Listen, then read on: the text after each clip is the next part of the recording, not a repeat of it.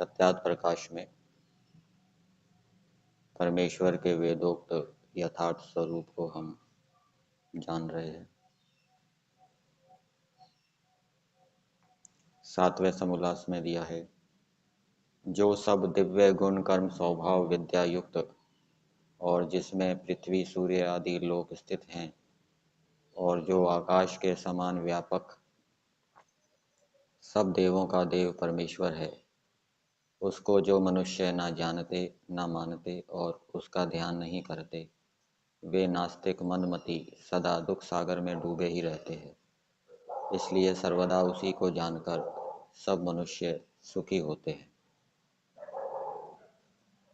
परमेश्वर देवों का देव होने से महादेव इसलिए कहता है कि वही सब जगत की उत्पत्ति स्थिति प्रलयकर्ता न्यायाधीश अधिष्ठाता है।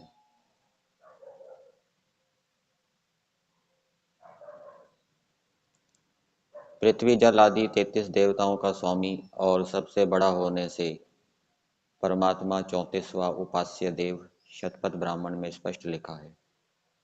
पृथ्वी जल आदि उपास्य नहीं है, अपितु उपयोग लेने योग्य है। फिर आगे दिया, हे मनुष्य, जो कुछ इस संसार में जगत है उस सब में व्याप्त होकर नियंता है, वह ईश्वर कहता है। उससे डर कर तू अन्याय से किसी के धन की आकांक्षा मत कर। उस अन्याय के त्याग और न्याय आचरण रूप धर्म से ही अपने आत्मा से आनंद का भोग। उस अन्याय के त्याग और न्याय आचरण रूप धर्म से अपने आत्मा से आनंद को भोग। ईश्वर सबको उपदेश करता है कि हे मनुष्यों, मैं ईश्वर सबके पूर्व विद्यमान सब जगत का पति हूँ। मैं सनातन जगत कारण और सब धनों का विजय करने वाला और दाता हूँ। मुझ ही को सब जीव जैसे पिता को संतान पुकारते हैं वैसे पुकारें। मैं सबको सुख देने हारे जगत के लिए नाना प्रकार के भोजन का विभाग पालन के लिए करता हूँ। ईश्वर मनुष्यों को उपदेश करते हैं कि मैं परम ऐश्वर्यवान सूर्य के सदृश सब जगत का प्रकाशक हूँ। कभी पराजय को प्राप्त नहीं होता और न कभी मृत्यु को प्राप्त होता हूँ। मैं ही जगत रूप धन का निर्माता हूँ। सब जगत की उत्पत्ति करने वाले मुझ ही को जानो। हे जीवों, ऐश्वर्य प्राप्ति के यत्न करते हुए तुम लोग विज्ञान आदि धन को मुझसे मांगो और तुम लोग मेरी मित्रता से अलग मत होवो। ईश्वर उपदेश करते हैं कि हे मनुष्यों, मैं सत्य भाषण रूप स्तुति करने वाले मनुष्य को सनातन ज्ञान आदि धन को देता हूँ। मैं ब्रह्म अर्थात वेद का प्रकाश करने वाला और मुझको वह वेद यथावत कहता है। उससे वेद से सबके ज्ञान को मैं बढ़ाता हूँ। मैं सत्पुरुष का प्रेरक, यज्ञ करने वाले को फल प्रदाता और इस विश्व में जो कुछ है उस सब कार्य को बनाने और धारण करने वाला हूँ। इसलिए तुम लोग मुझको छोड़कर किसी दूसरे को मेरे स्थान में मत पूजो, मत मानो और मत जानो। जो सृष्टि के पूर्व सब सूर्य आदि तेज वाले लोकों का उत्पत्ति स्थान आधार और जो कुछ उत्पन्न हुआ था है और होगा उसका स्वामी था है और होगा, वह पृथ्वी से लेके सूर्य लोक पर्यंत सृष्टि को बनाकर धारण कर रहा है। इस प्रत्यक्ष सृष्टि में रचना विशेष आदि ज्ञान आदि गुणों के प्रत्यक्ष होने से परमेश्वर का भी प्रत्यक्ष है।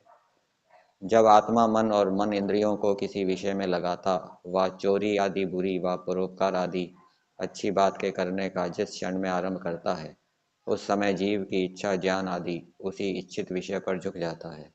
उसी क्षण में आत्मा के भीतर से बुरे काम करने में भय शंका और लज्जा तथा अच्छे कामों के करने में अभय निशंकता और आनंद उत्साह उठता है। वह जीवात्मा की ओर से नहीं किंतु परमात्मा की ओर से है। परमात्मा जो एक देश में रहता तो सर्वांतर्यामी, सर्वज्ञ, सर्वनियंता, सबका सृष्टा, सबका धर्ता और प्रलयकर्ता नहीं हो सकता। अप्राप्त देश में कर्ता की क्रिया का असंभव है। ईश्वर की पूर्ण दया तो यह है कि जिसने सब जीवों के प्रयोजन सिद्ध होने के अर्थ जगत में सकल पदार्थ उत्पन्न करके दान दे रखे हैं। इससे भिन्न दूसरी बड़ी दया कौन सी है? सब प्राणियों के दुख छूटने की इच्छा और क्रिया करना ईश्वर की दया है और कर्मों के अनुसार बंधन छेदन आदि दंड देना ईश्वर का न्याय कहता है। ईश्वर निराकार है क्योंकि जो ईश्वर साकार होता तो व्यापक नहीं हो सकता। जो व्यापक न होता तो सर्वज्ञ आदि गुण भी ईश्वर में न घट सकते, क्योंकि परिमित वस्तु के गुण कर्म स्वभाव भी परिमित रहते हैं तथा ईश्वर शीत उष्ण क्षुधा तृषा और रोग दोष छेदन भेदन आदि से रहित नहीं हो सकता। इससे यह निश्चित है कि ईश्वर निराकार है। ईश्वर की दया और न्याय का एक प्रयोजन यह है कि सब जीवों को पाप और दुखों से पृथक कर देना। जो परमेश्वर साकार हो तो उसके नाक कान आंख आदि अवयवों का बनाने वाला दूसरा होना चाहिए, क्योंकि जो संयोग से उत्पन्न होता है उसको संयुक्त करने वाला निराकार चेतन अवश्य होना चाहिए। जो कोई यहाँ ऐसा कहे कि ईश्वर ने स्वेच्छा से आप ही आप अपना शरीर बना लिया, तो भी वही सिद्ध हुआ कि शरीर बनने के पूर्व निराकार था। इसलिए परमात्मा कभी शरीर धारण नहीं करता, किंतु निराकार होने से सब जगत को सूक्ष्म कारणों से स्थूलाकार बना देता है। ईश्वर सर्वशक्तिमान है, इसका अर्थ है कि ईश्वर अपने काम उत्पत्ति पालन प्रलय आदि और सब जीवों के पुण्य पाप की यथा योग्य व्यवस्था करने में किंचित भी किसी की सहायता नहीं लेता, अर्थात अपने अनंत सामर्थ्य से ही सब अपना काम पूर्ण कर लेता है। यदि ऐसा कहा जाए ईश्वर सब कुछ चाहता है और कर सकता है, इसलिए उसको सर्वशक्तिमान कहते हैं, तो प्रश्न है कि क्या परमेश्वर अपने को मार अनेक ईश्वर बना स्वयं अविद्वान चोरी व्यभिचार आदि पाप कर्म कर और दुखी भी हो सकता है? ये काम ईश्वर के गुण कर्म स्वभाव से विरुद्ध हैं, इसलिए परमेश्वर इनको कभी नहीं करेगा। ऐसे में ईश्वर का सब कुछ कर सकना नहीं घट सकता। इसलिए सर्वशक्तिमान शब्द का अर्थ यही है कि ईश्वर अपने कार्य अर्थात सृष्टि की उत्पत्ति आदि में किसी दूसरे की सहायता किंचित मात्र भी नहीं लेता। परमेश्वर का आदि कोई कारण व समय नहीं है, इसलिए उसको अनादि कहते हैं। परमेश्वर क्या चाहता है?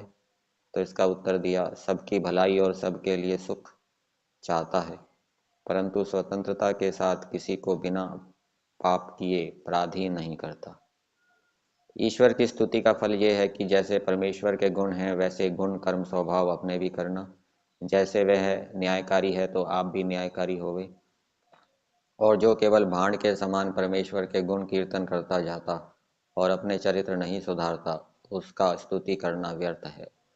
शुद्ध सर्वज्ञ सबका अंतर्यामी सर्वोपरि विराजमान सनातन स्वयं सिद्ध परमेश्वर अपनी जीव रूप सनातन अनादि प्रजा को अपनी सनातन विद्या से यथावत अर्थों का बोध वेद द्वारा कराता है।